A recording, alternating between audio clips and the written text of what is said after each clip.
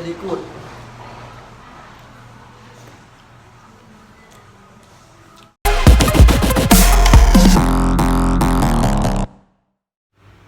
มื้อนี้แม่สอนจะมาเฮ็ดเนาะปลานึ่งมะนาวเนาะแต่ว่า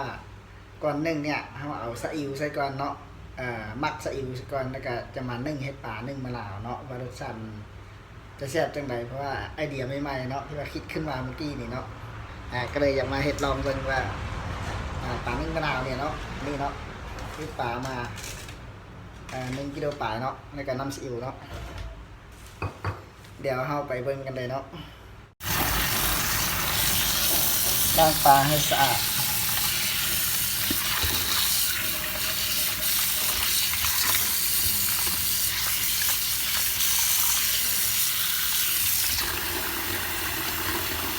ล้างปลาให้สะอาดแล้วเนาะเราจะเอามาเนาะ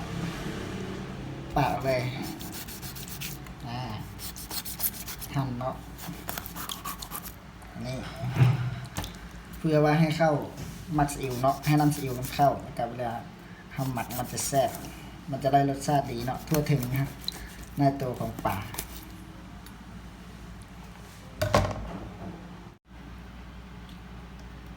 ผักซีอิ๊วราดใส่เนาะให้ทั่วปลาเลย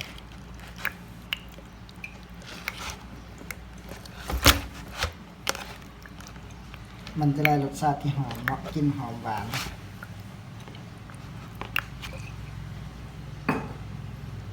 ปะเอาไว้ประมาณ5 นาทีตั้งหม้อขึ้นมาเนาะหม้อ1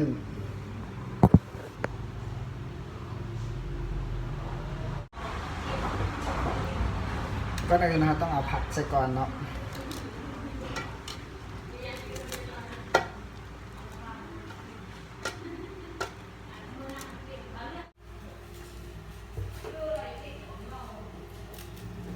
แล้วก็เอาปลามาใส่เลยเนาะเดี๋ยวเราก็นึ่งเลยมาสีไข่ใส่ใบมะนาวใบมะหูดขี้ใบมะกรูดใส่เนาะใส่ขี้หูด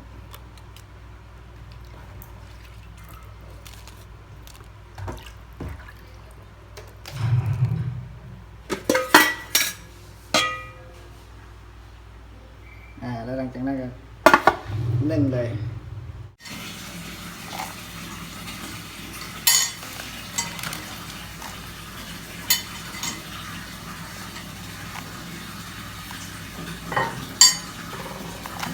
เตรียมใส่เนาะ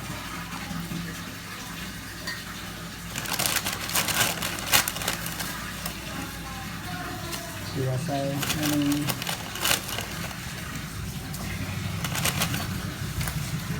ต้องมีใส่เนาะ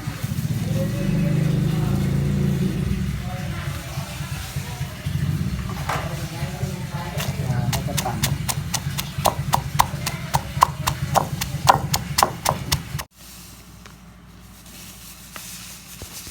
ปั่นใช่ไหม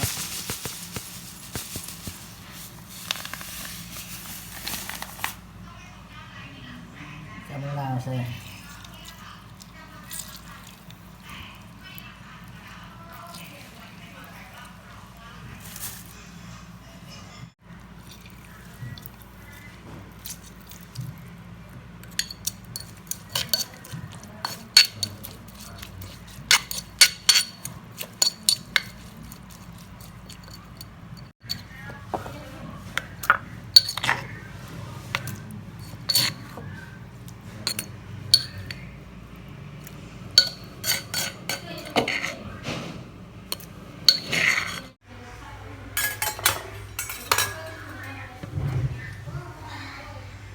สุกแล้ว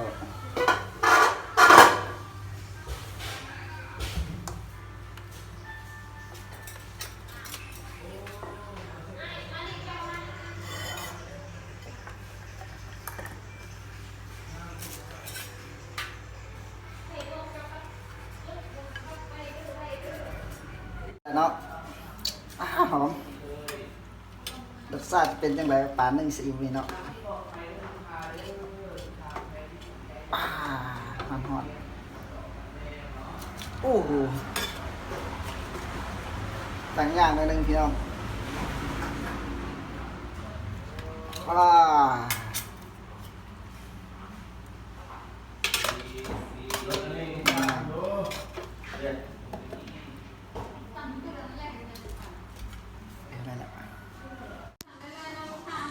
แล้วเนาะได้เวลาหดแล้วเนาะตอนนี้เนาะ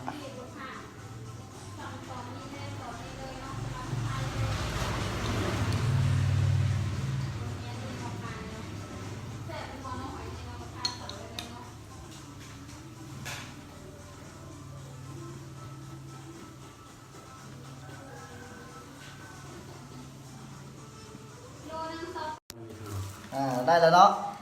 ตอนนี้คือเป็นที่ยำห้อยแล้วก็คือปลาสุกแล้วเนาะนี่เนาะปลาหนึ่งมะนาวถ้ามากินน้ำกันว่าเป็นจังใดเนาะรสชาติมันแจ่วหดเฉลยตื่นใช่เนาะ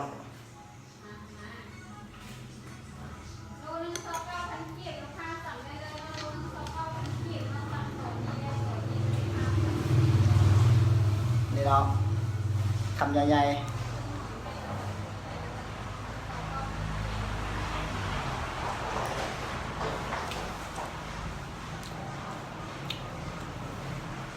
จับแบบ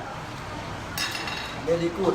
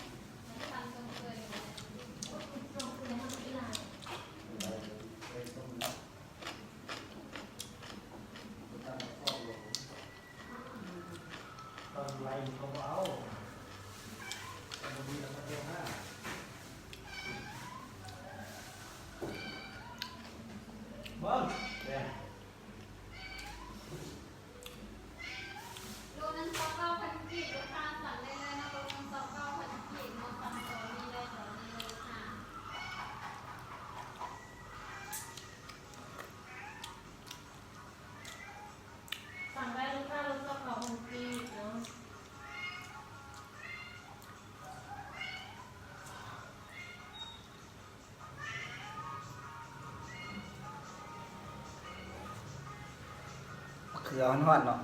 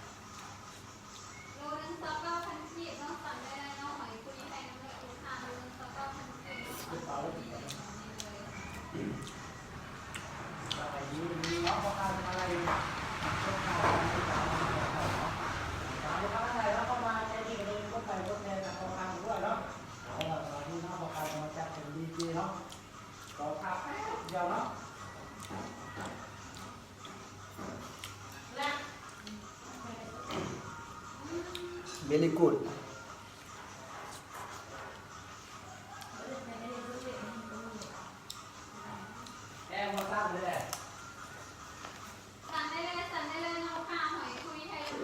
นี่หน่อย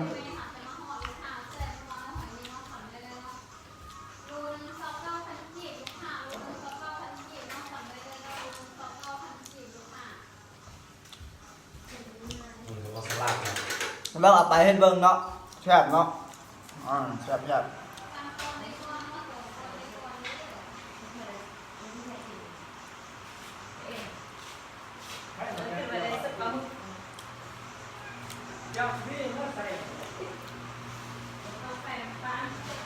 นี่ละนี่จะเอิบปนพร้อมเนาะ